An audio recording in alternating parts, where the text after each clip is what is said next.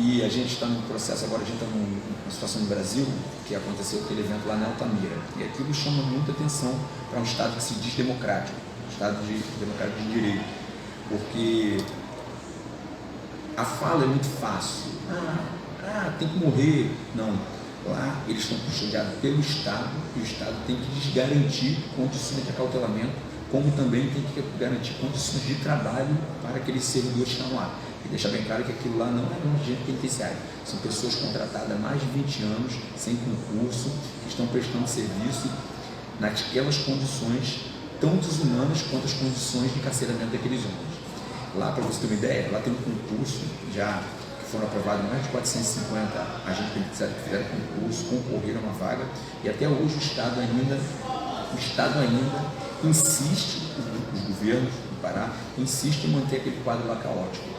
E aí é contra esse esfacelamento do sistema penitenciário, essa máxima de que preso tem que morrer, que preso tem que ter condições subhumanas, que nós também, agentes penitenciários, nós temos que lutar, porque isso denigre a nossa profissão e nos desqualifica como agente público, porque nós ficamos com a peste de torturadores como não somos. Na verdade, nós fazemos parte de um mesmo moedor, em que o Estado e que os governantes colocam tanto a massa carcerária quanto os profissionais que lá trabalham.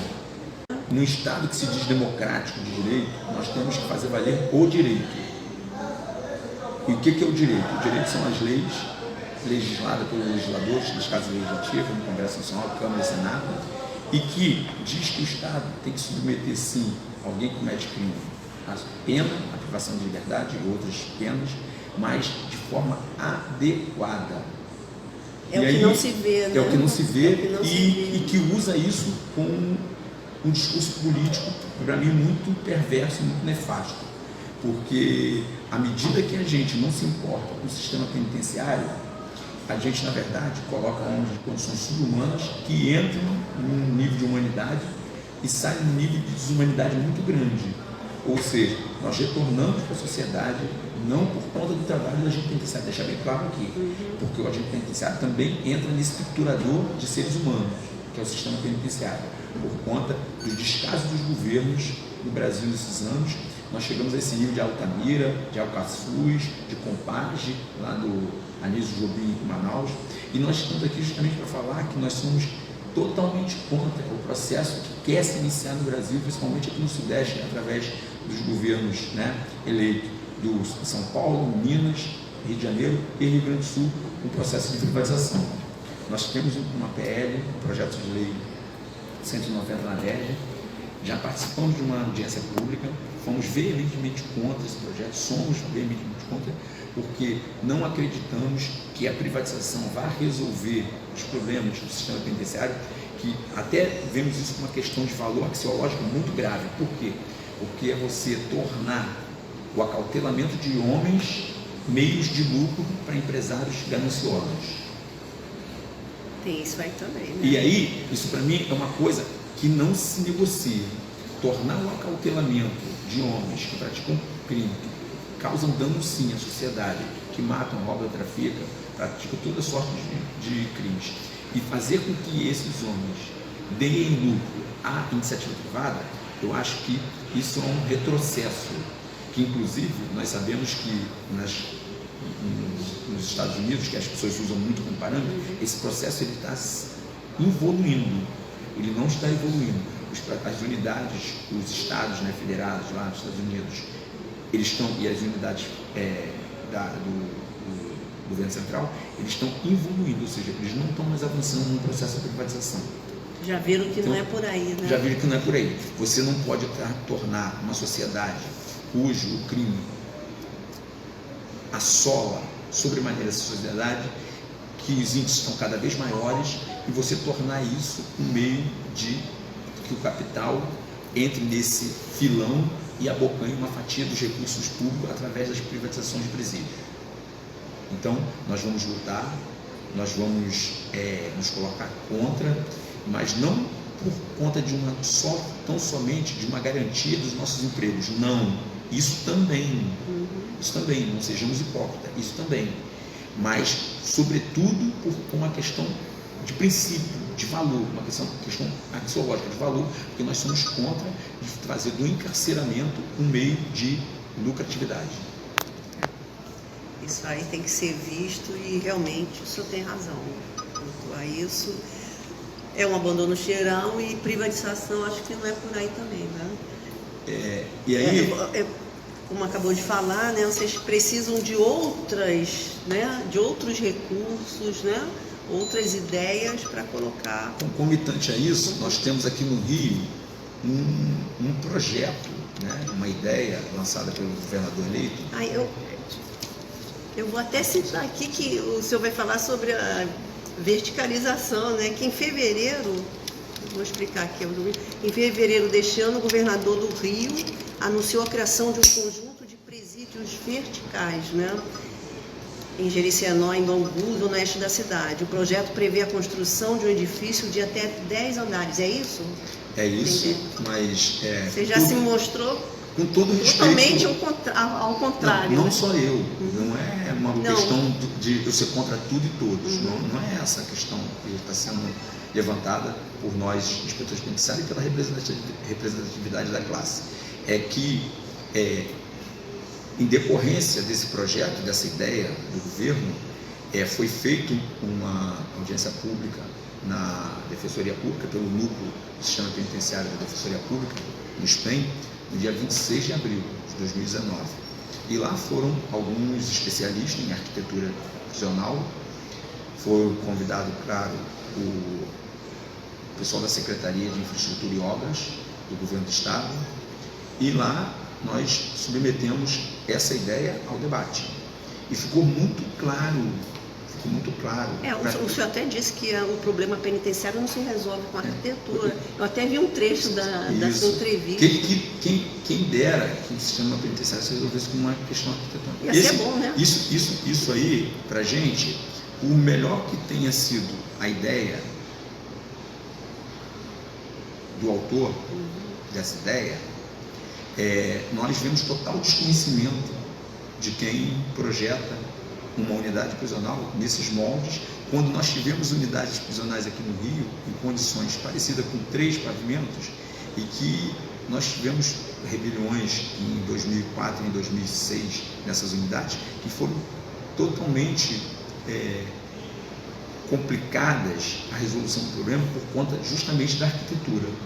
E nessa audiência pública ficou muito claro, até para os expositores do governo do Estado, que eles depois ficaram muito envergonhados, né? Ficaram muito envergonhados porque a Defensoria convidou um professor da UNB, que não pôde vir, mas falou por vídeo, deixou um vídeo gravado, a doutora Susan, que já fez parte do Conselho Nacional de Política Criminal Penitenciária, CNPCP, há alguns anos atrás. Ela foi convidada e ela é doutora em arquitetura penal, e ela foi muito clara, sem viés ideológico nenhum, político nenhum, foi muito claro, uma questão técnica que até solidificou nossos argumentos, o meu argumento, que eu falei depois dela, é que é uma coisa um pouco insana você fazer um prédio de 10 andares, com pavimento de 10 andares, e colocar lá uma média de 5.000 e poucos presos.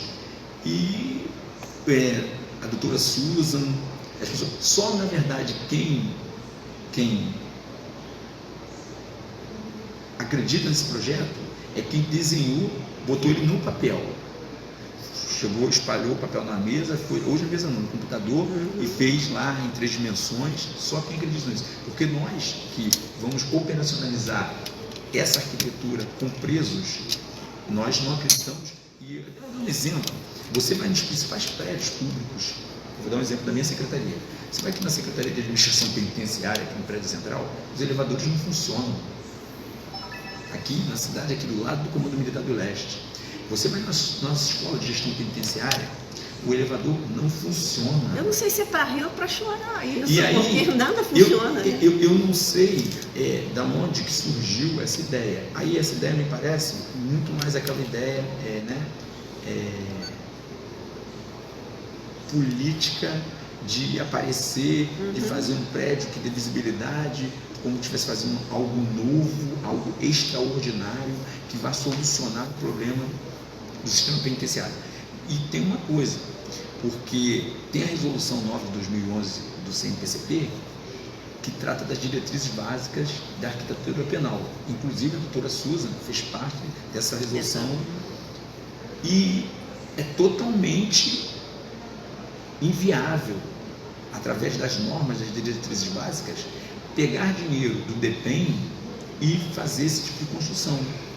Inclusive, isso foi por conta disso, dessa inviabilidade, né, política e muito mais operacional, que o governador falou que teria que acabar extinguir o DEPEN, porque pela verba federal você tem que ter um projeto adequado às normas do CNPCP.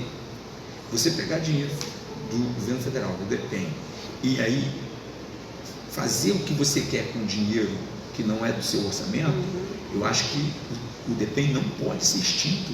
Eu acho que o DEPEN tem que trabalhar e criar diretrizes mesmo para que os estados precisando de verba da União para resolver os seus problemas com construção e ampliação e reforma de presídio, tem que se sujeitar a algumas normas.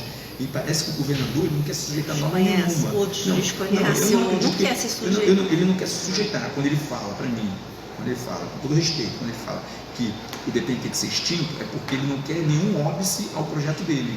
Então está muito claro para qualquer pessoa. Mas houve algum tipo de diálogo com a classe? Não houve. O que houve é o seguinte, os governos, quando eleitos, eles se acham os donos de tudo. Os donos de tudo. Eles acham que foi legitimado para fazer o que eles querem. E nós sabemos que no Estado Democrático de Direito não é assim. Não funciona, né? Não funciona assim, ou não deveria. Deveria de você submeter, né, a avaliação de profissionais. Então eles fizeram, por isso que eu até fiquei muito assim, constrangido, com constrangimento dos arquitetos que foram levar essa proposta em audiência pública. Porque no final, um deles chegou para mim e falou assim: pô, Gutenberg, nós fomos massacrados aqui. Eu falei, e nós não combinamos nada, nós não sentamos à mesa e combinamos uma fala, um debate para falar isso, não. É porque de tão insano que ele é, de tão inviável, então isso ficou muito latente, muito claro aqui para todo mundo. E aí vocês, por desconhecer a operacionalidade do sistema, o que é o sistema efetivamente, não basta, quem dera que a sua prancheta resolvesse o meu problema. Quem dera que a sua prancheta resolvesse o meu problema. Eles não se deram nem o prazer de ir lá visitar, pesquisar. Aí, eles tentaram fazer o seguinte, eles tentaram formar um grupo, pela resolução 750 da SEAP, um grupo que alicerçasse a aceitação desse projeto da Secretaria. Só que parece que nenhuma das pessoas imbuídas nesse grupo quiseram colocar as suas digitais nesse projeto, porque ele é muito nocivo à operacionalidade do sistema. Logo, ele vai de encontro aos interesses dos inspetores penitenciários do Rio de Janeiro, porque ele inviabiliza o nosso trabalho. Ele faz com que as regras de segurança não estejam bem adequadas. Você imagina um prédio de 10 andares abrigar 3 facções, em cada 3 andares, 2.000 presos, 1.800 presos. E aí ainda eles deixaram na arquitetura, é engraçado, que eles deixaram um cantinho para uma eventual superlotação você meter mais uma comarca, que é uma cama. E aí isso foi tudo acusado, está tudo no projeto, você vê.